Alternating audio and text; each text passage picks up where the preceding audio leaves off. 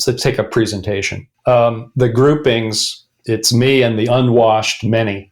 Right? That's see, it's working. It's the leader in the proletariat, and that's it.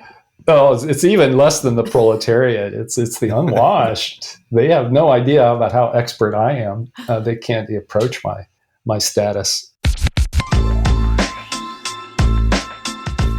Hey everybody, welcome to the show. This is Brave New Work, a podcast about reinventing our organizations and the search for a more adaptive and human way of working. I'm Aaron Dignan, and I'm joined by my intrepid co-host, Rodney Evans. I do feel intrepid, y'all. Hi. And today we're also joined by Keith McCandless, the co-author of the amazing foundational book, Liberating Structures. So Keith, welcome to the show. Good morning. Thank you. Thank you for inviting me. So on today's episode, we're going to talk about that. Liberating Structures is a big topic, and it's probably a set of words that if you haven't read or seen the book, sounds pretty unfamiliar. So we'll kind of dig into what that means.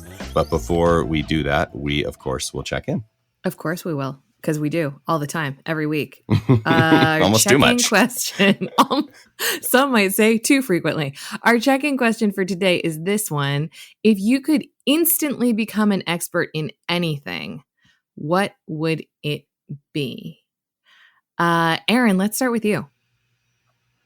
So I have decided that I would very much like to be able to paint portraits, like oil classical portraits of my friends and family. So I'm going with that kind of museum level oil painting portraiture skill. Nice. You are already a very good artist, so I feel like this is not a huge leap for you. The paint eludes me, though. Okay, I see. All right. Keith, what about you? Well, I'm flip-flopping between anthropologist, because I love examining human behavior, and photographer. Since Aaron once went arty, I'm an amateur photographer, and I love waiting for the moment in which the bird is always the most difficult thing to get at its full potential. And so I could learn a lot more about photography and be less amateurish. So I'm still flip-flopping, though. Anthropologist is pretty awesome. Nice. Awesome. For me, y'all, this is a little bit in left field, but I feel like at this point, our listening audience knows that I'm the weirdo sometimes in the group. I have been experimenting recently with alternate life regressions and like astral projection stuff. And it requires a lot of practice and skill, particularly in meditation and visualization, but also just it's just practice. It's just a deep psychological practice that, to me, from everything that I'm reading and trying, is just going to take me a lifetime to master. So I would just like to speed up my ability to astrally project, if possible. You should get some smelling salts and a heater, because you could speed it up that way. You're the worst. I had a boss, Rodney, you'll like this, I think. I had a boss. She was great. She remembered everything I said and then held me to it. I don't know if you think that's great as a boss, but she was a good listener. But she went to the Zen Center. And, partway through a week or something, said, could we speed this up? I said, well, I don't think one trip to the Zen Center is gonna do it. That's not going to cut it. Not going to do it. All right. So, look, we're super excited to have you here to talk about Liberating Structures with us, Keith, because it's a book we use a lot. I mean, I would say we've been using techniques from the book since the day the Ready was founded, and myself and Rodney even before that. So I guess maybe start by telling the audience a little bit about Liberating Structures broadly. What is it? How did the movement start? Like, where did this all come from? Because it feels almost a little bit timeless. Yeah. Well, like you, or I sense this is true for both of you, deep frustration with how things are. The way we organize, I'm deeply frustrated with it. You've got to reinvent it. You can't kind of fix it. It needs reinvention. So I see that coursing throughout your work. And so I was running various learning, leadership, education things for where I was the research director or in charge of like the horizon. whatever the horizon might be. Could we get there sooner?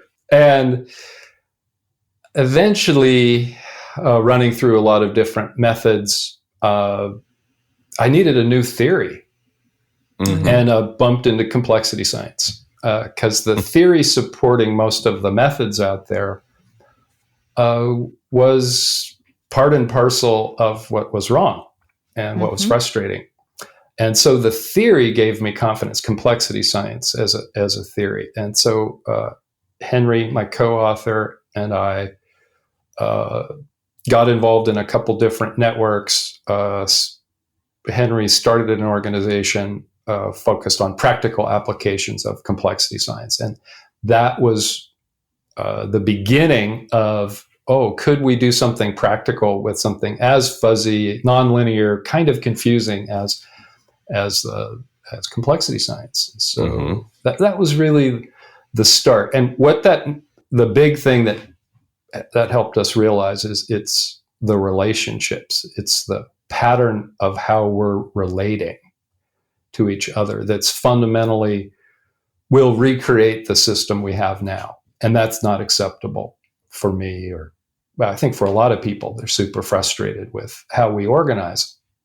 So when you said foundational, or it is kind of fundamental, because we're tapping another set of scientific ideas that's different from the ones that generated this, the pattern we're in now, or the way of organizing, the kinds of organizations we have, all are based on older, a particular kind of science that does wonderful things, but it frustrates the hell out of me.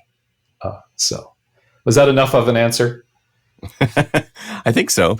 But let's talk a little bit more about what a liberating structure is.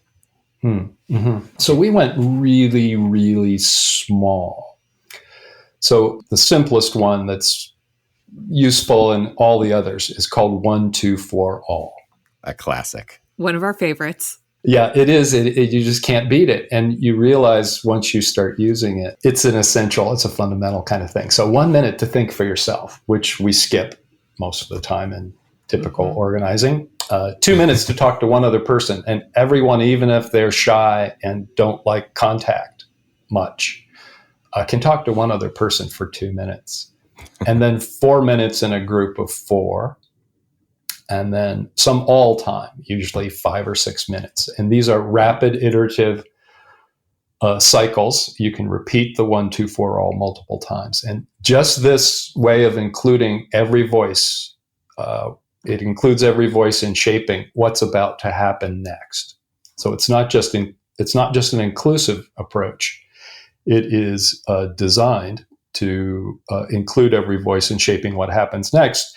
And because it's fast and iterative, you kind of lose track of where did this momentum, where did this idea, where did this direction come from? You lose track of it. And that is a miracle every time. So that's a liberating structure. And it's so simple and so small. It's quite easy to overlook. So 1, 2, 4 all is one that we use all the time and love very much. And what I heard you say in there that I think is germane and very consistent between a lot of the liberating structures is design for inclusion and sort of, shared airtime and democratization of voice and other things that we talk about a lot. Could you talk about some of the other like microstructures that are present in most of the liberating structures that you have created? Like, what are the sort of principle level things that show up in most of the practices? Yeah. So there's a singular logic, and we call them micro-organizing design elements. Sorry for that, but they're micro-organizing elements, and they're present in every one of 33 formally published liberating structures. And then there's probably 20 that the community has developed since the book.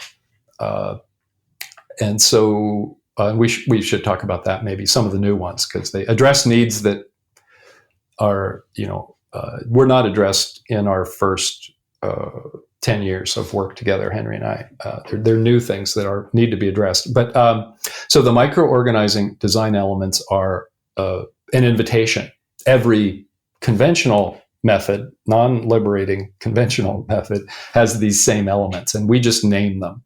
So Henry was trained as a chemical engineer, and I think it comes from there. But we're very small here, and so an invitation. There's always invitation. There's always participation, and that's we go to great lengths to include every person. Everyone is invited. There's groups. You specify what kind of pairs or fours or what that kind of arrangement of people is. Then physical space. How do you use the space involved in things? And then finally, the timing sequence or cadence of the thing. And those 5 elements get specified in every liberating structure. So they're quite specific. And it's relatively simple, even if you're doing something kind of complex with the approach, like critical uncertainties is very popular in the pandemic.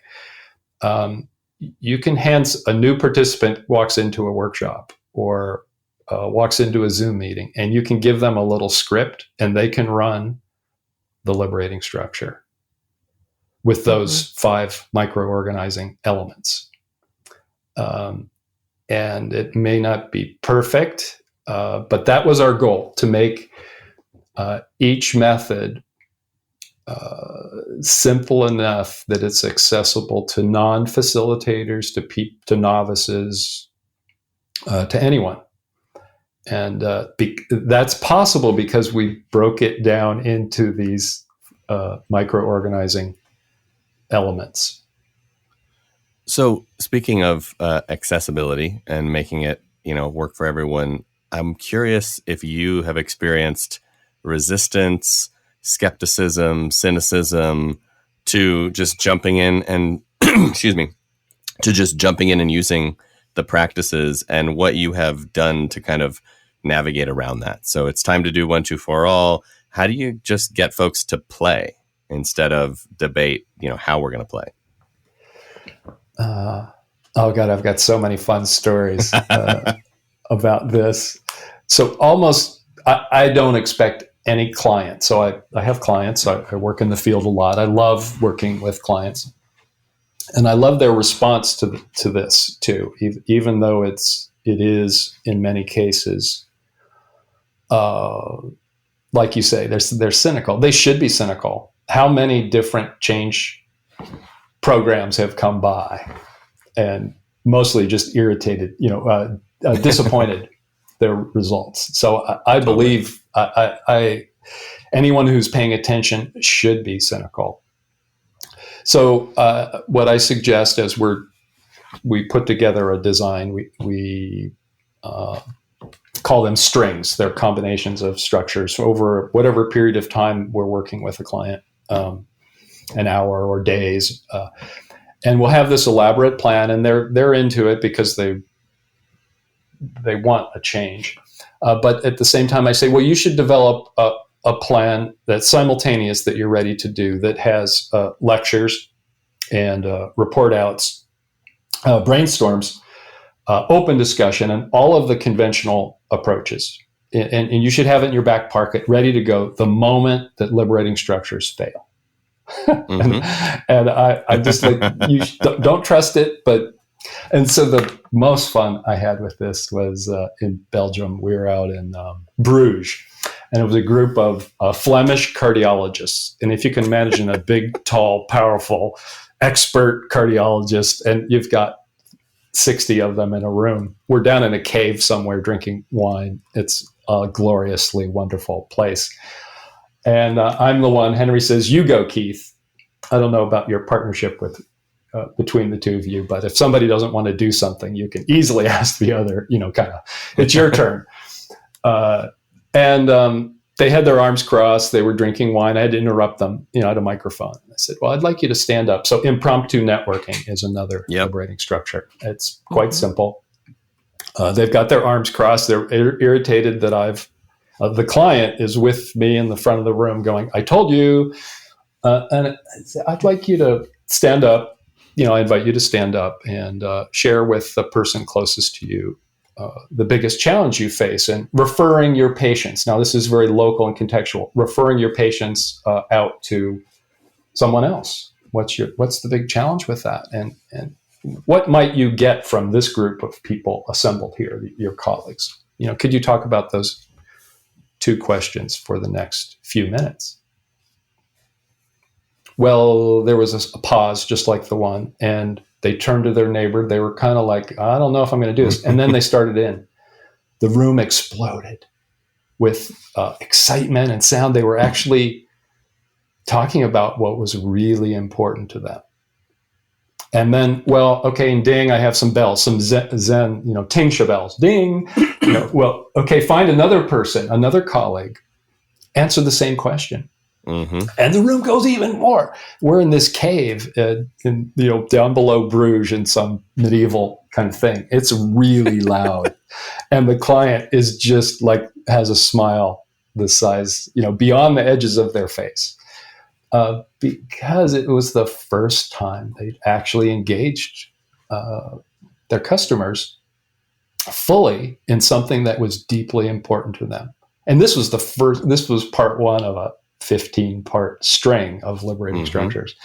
So that usually, if you start off with something pretty simple and you can just see it's tangible. What's different about the approach? It generates immediate short-term results. So then that cynicism melts a bit. You got to keep proving it in every moment.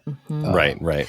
One thing that I notice in using liberating structures and other very participatory facilitation methods is this, and I would like to just hear your sort of thoughts on this, Keith. I see groups gravitate toward the traditional structuring methods that you talked about. So decks and updates and scripted sort of one-way communication with a little bit of Q&A at the end, or, breakouts with the flip chart and come back when talk to the, et cetera, all the moves that we know. And I see those groups very disappointed and underwhelmed with what they get from that. And then also very hesitant to do something that is more active initially. And to me, some of that is just a stuckness, and that even though the old way is ineffective, it also allows us to just sit and get something, which is easier than being asked to actually do something. And so I noticed that moment and that sort of disconnect between the frustration and disappointment and also the hesitance to jump in and do.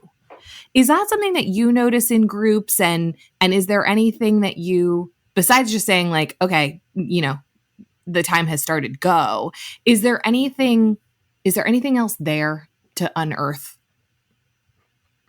Yeah. To keep it going. Yeah. Just to get people actually doing stuff.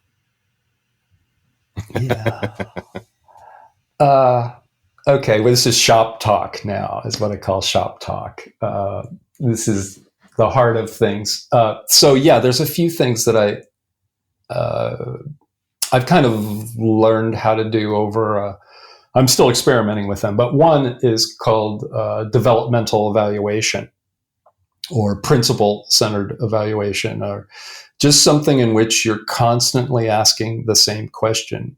Okay, we just did this thing where we did some things. Well, think for yourself, talk to your neighbor. What seems possible now that didn't seem possible before? So I'll use this language with you, but there's things that emerged. There are emergent properties of this doing that we adore in doing this work.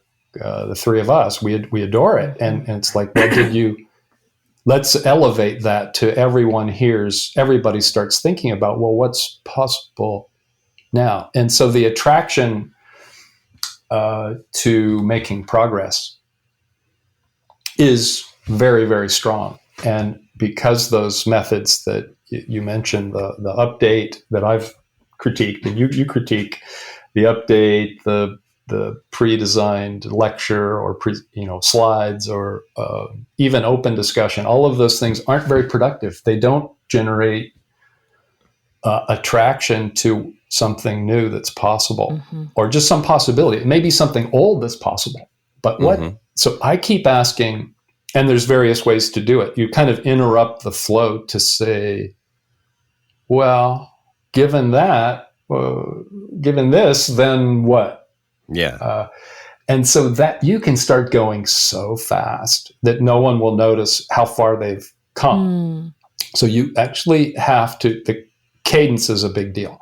So you go really fast and then you slow it way down to answer these 3 or 4 questions 10 times for yourself in the next minute. Just jot something down, and then next question, and then go back and look at all of those things and decide which ones really surprised you that you wrote them.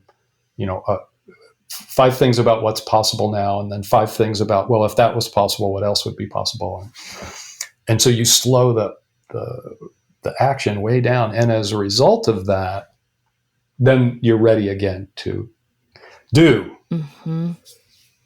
It's funny because that sort of maps to our work when we're changing, embedded practices in the regular kind of day-to-day flow, and people build some mastery and some, sort of move into that adjacent possible. And if we don't ever stop the group to just notice, like, what's different about us, they kind of don't. Like, we sort of boil the frog on our way to wherever we're going, and we're surprisingly unaware. So there's this sort of like stopping to acknowledge, stopping to notice thing that needs to be done more intentionally, which is interesting to see in the micro and the macro. Well, and I bet they projected onto you that you're a magician. Some days. You're awesome. You are. Some days. You are. Well, some days we're just irritants. It can go wrong. But some days we're magic. Yeah. Well, I think of myself as a jester most of the time. Yeah. But the essential thing there is they can do it. So I go to great lengths and the people I work with, I'm trying to get co-leadership in every moment so that it's not projected onto me. If I'm the hero and the magician and all of that, I would rather that it can so easily be a shared kind of leadership, and that then people actually know how to keep generating that. And it's much harder as a outsider coming in and trying to share, even when you have super simple methods like liberating structures. It's difficult to share the leadership as people, their first attempt at things are good enough to transfer the ownership of the approach to the client, to the user. So that's what's interesting about it to me, is that it can't be owned. If it's owned by me, I'm not being successful. If that magic, that momentum is transferred to me, I'm failing. So, it's a disappearing act that I'm in most of the time. I feel like I'm most successful if I'm disappearing, and it annoys the client because they really do think it's in me. Yeah. There's no greater satisfaction as a facilitator than to fade into the background and see things unfold. It happened. There's this school in Denmark called Chaos Pilots. If you haven't checked it, check it. That's my favorite. And we convened a design group of students and one faculty member who got wind of Liberating Structures a few years ago. And we planned a week-long thing with a student group, and 2 the really young women in the group were up in front of the room with me at the beginning. And about 45 minutes in, they look over at me and it's like, Keith, we've got this. You can sit down now. But that was the world speed record for that. And, they did mess a little. There were things that could have been better. And I did talk to them about it immediately, but I didn't interrupt them in any way while they were doing the work. But I was there to kind of gently say, well, you could have done this or that. But yeah, that's the most satisfying, Rodney. That is absolutely the most satisfying. And it requires, this work requires you to be very confident about what's possible. At the same time, you are stepping back so completely to a role of cultivating their own leadership. So I don't like to call it facilitation. I just like to call it leadership. I think facilitation diminishes what's going on. Interesting. That's really interesting to me. So one of the things that you alluded to when you talked a bit about where this came from in the study of complexity science is that old ways are not working, which anyone who listens to this podcast knows that we bang on about a lot. We're all happily swimming in that territory.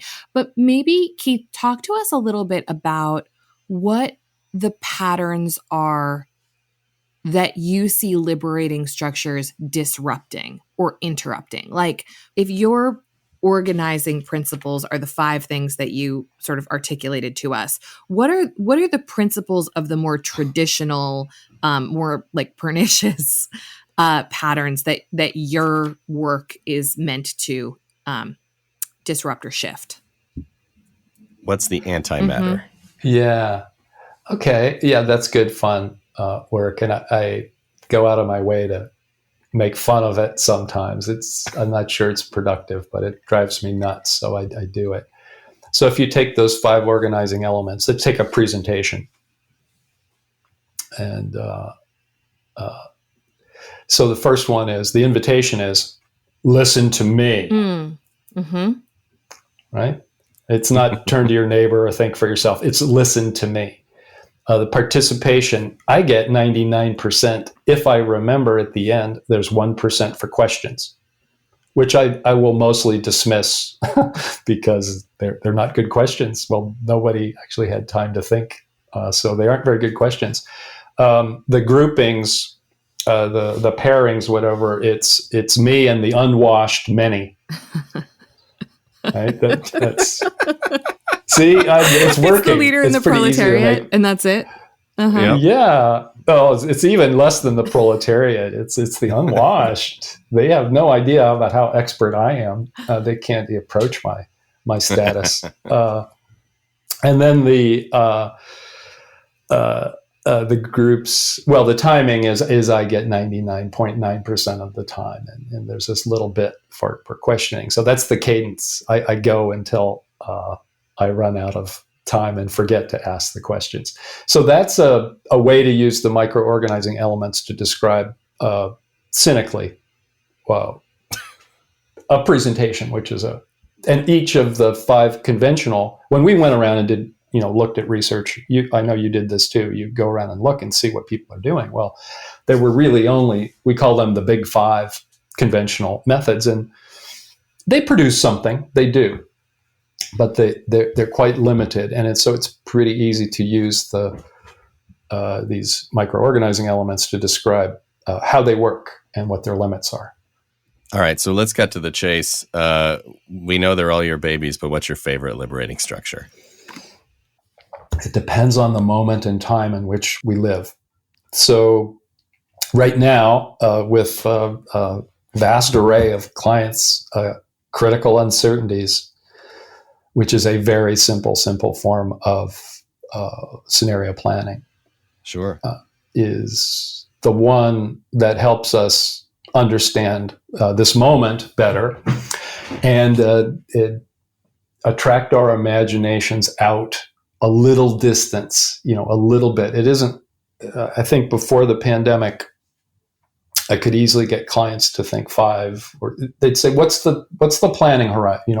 What horizon, how far out can we go? And it'd be 5, 10, 20 years, depending on the kind of work they were doing, or longer, 50. NASA, it was like, we're planning things for 25 years from now. And I'm like, okay, it's going to be hard to find users to talk to about that. But So we can imagine, we can go out there and imagine something more. We can understand the present more and make better choices about this moment because we've imagined more options in the future, more operating environments in which we need to succeed. At the moment, that's my favorite. Could we do a miniature version of that right now? Yeah. Let's do it. Let's just do one. Let's do those critical uncertainties. Yeah. So do you want to do it for the kind of work we do, or do you want to do it for someone else? Let's do it. Let's do it for the podcast. Oh, podcast. Okay. Do you want me to lead it? Yes, please. Because we can co-lead this. You're the expert. Since we're going to completely put you on the spot and not pay you, we'd love to have you lead it. I can contradict myself right now if I follow your lead. So I bet you've used critical uncertainties. But the first thing is usually asking a series of questions like, what's essential to your podcast?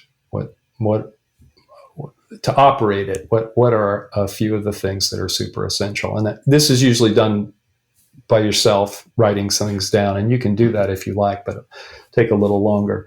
I think we could play jazz. So my mind goes immediately to time and attention. Like this needs nurturing.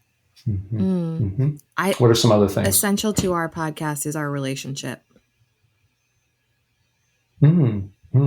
Okay. Strong. I like that. Also our network, like folks like you to come on and tell us what's up. Mm-hmm. Mm-hmm. Even more gritty than that. Go down a level. For me, essential is being in the work of transformation, because that is how we can show up and talk about it. Mm-hmm. And for me, when you said grittier, I immediately went to like our health, our well-being, our, having a business that's healthy enough to spend a couple hours a week goofing off, talking to folks. Mm-hmm.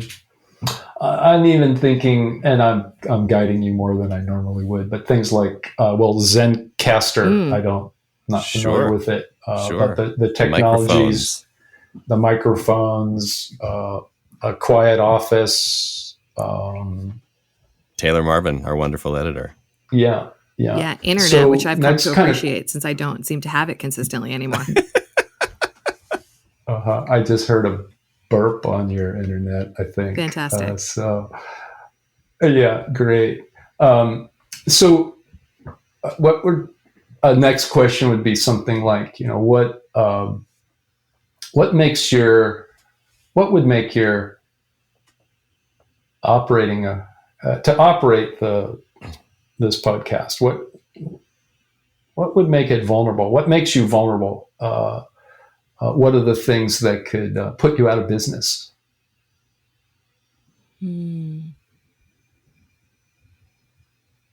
Well, I think if someone else was covering our territory with more depth and more quality, that would be frustrating. To me, it's really us becoming distracted by other things more than it is any other external threat.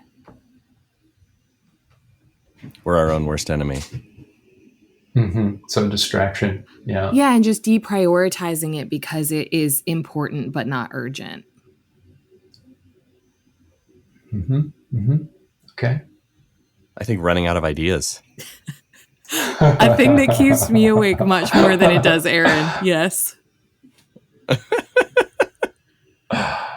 Oh God, that's funny. All right. So with these questions, we're starting to get at what's critically uncertain about your ability to operate this podcast.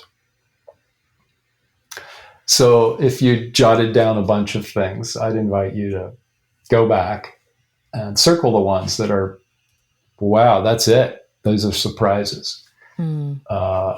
These stand out, whatever it may be.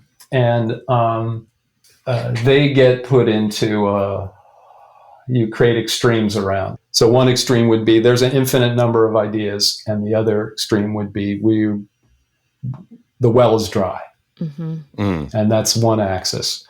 If you go on the other side, we're healthy and feeling good and, have a lot of energy to do this and are investing in our relationship. And the other end is one of us, we're just not able to, we're not doing as well physically or mentally.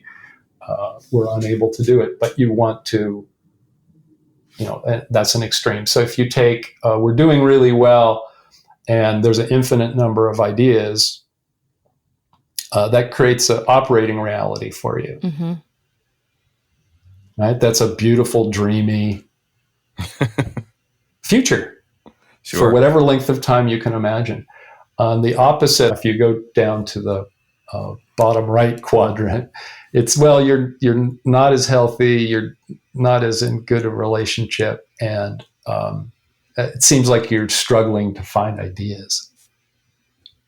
But you still you think you still have the purpose of the podcast advances, reinventing, there's something really powerful about doing this podcast that I want you to keep doing it. So how are you going to do it, given that your health or your vitality isn't as much, and you're struggling to find topic matter?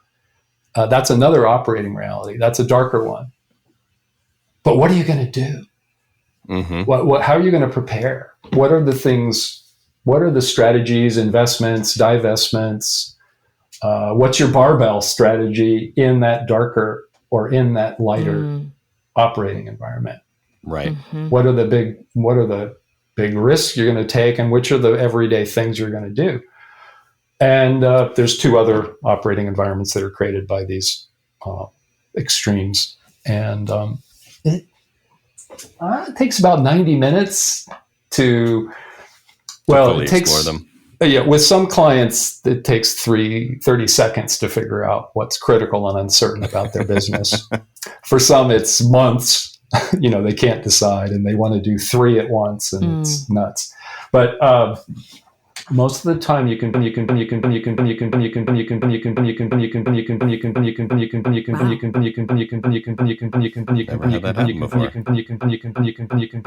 is wild. Keith, can you hear us? That is wild.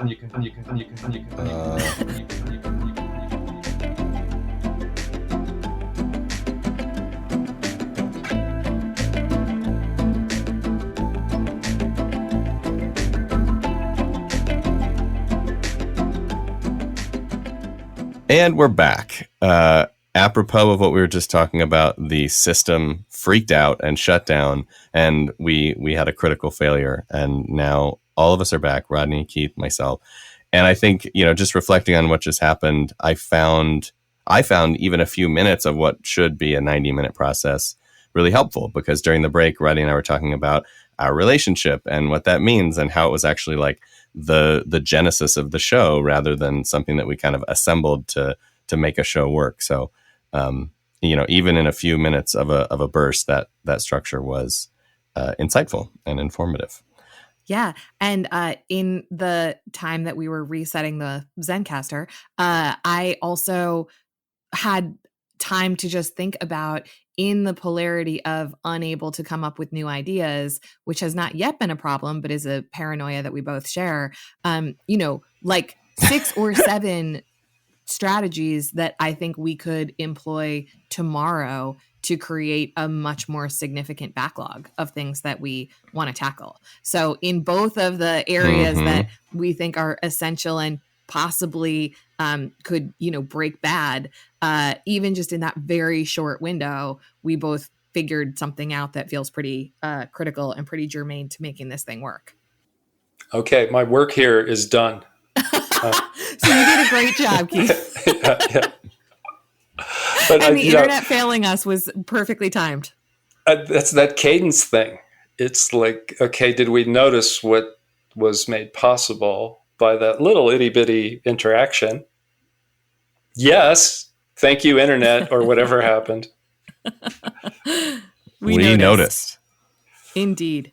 So before we wrap up here, Keith, I was just really curious to hear about the newer liberating structures that were not published in the original book, but are being incubated by you and the community of practitioners that you work with. Maybe if you could just tell us a little bit about what's percolating that we can look forward to. Yeah, super exciting. My favorite part of this is the new. So the community, this is really, we have a Slack channel, and I'm trying to keep up with the community now. So these, what I'm about to mention, are things that have come out of interaction, users all over the world from very different domains. So a couple specific ones. One is called grief walking.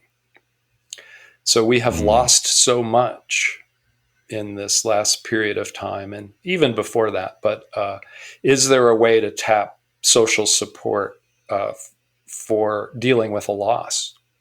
Well, we've been field testing on Zoom something called grief walking, and it gets my full attention every time. It seems to work as well as it does face to face.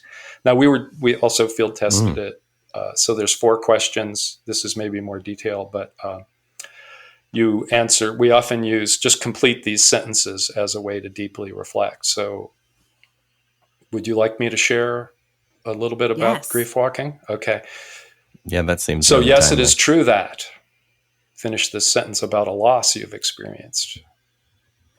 It is hard because. Finish that sentence. I will always remember and never forget. And now that I've shared my loss, at least through this writing, now that I've shared my loss, it may be possible to. So there's more to the structure, but everyone is included in responding to those, finishing those 4 sentences, and then you have a chance to read those out loud, and people in face-to-face or a virtual environment walk with you as you're simply repeating what you've written, those responses to the questions. And then you have a chance to talk about, well, why did you walk with me? And what was it like for you? What was it like for me to be walked with? And walk in the virtual environment, we're still trying to work out what that is, but you turn your video on and off depending on whether you're with that person and you're walking with them.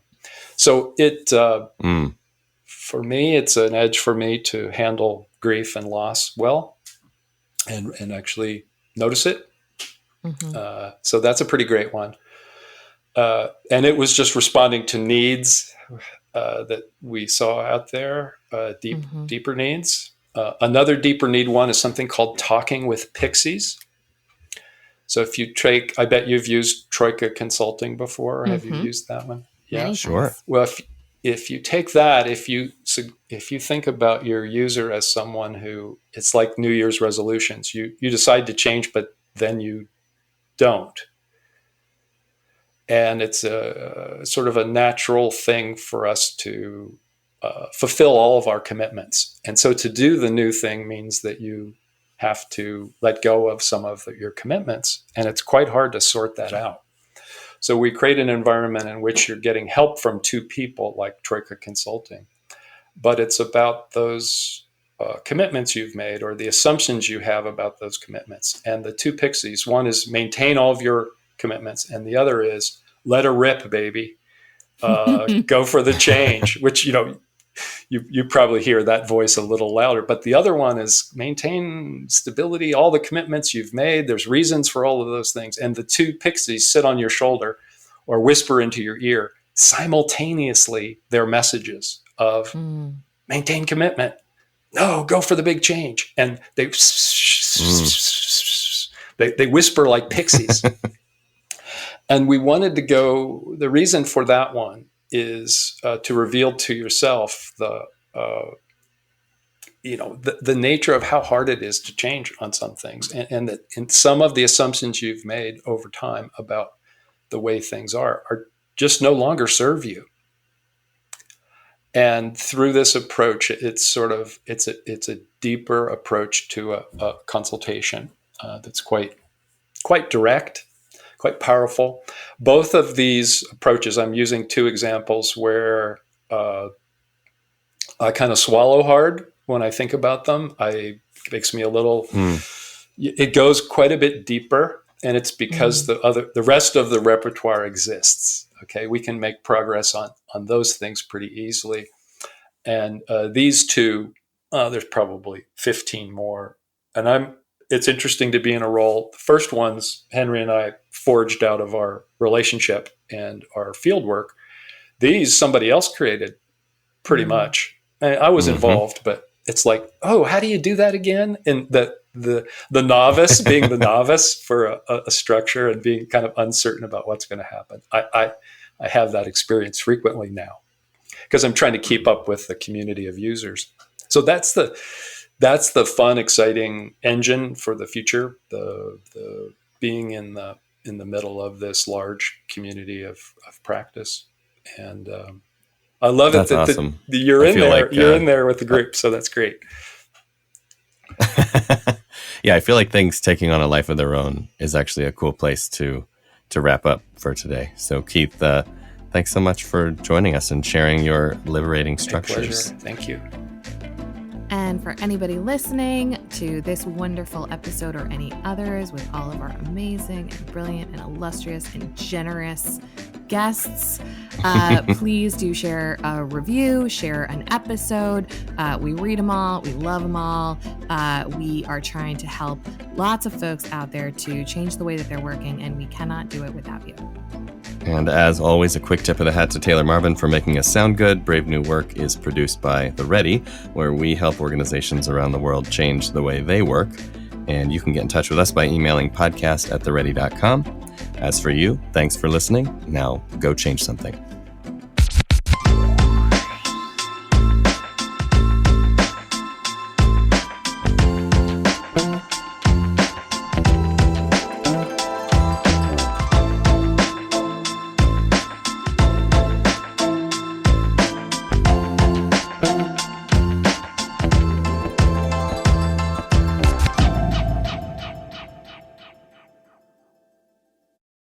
Most of the time you can Keith, can you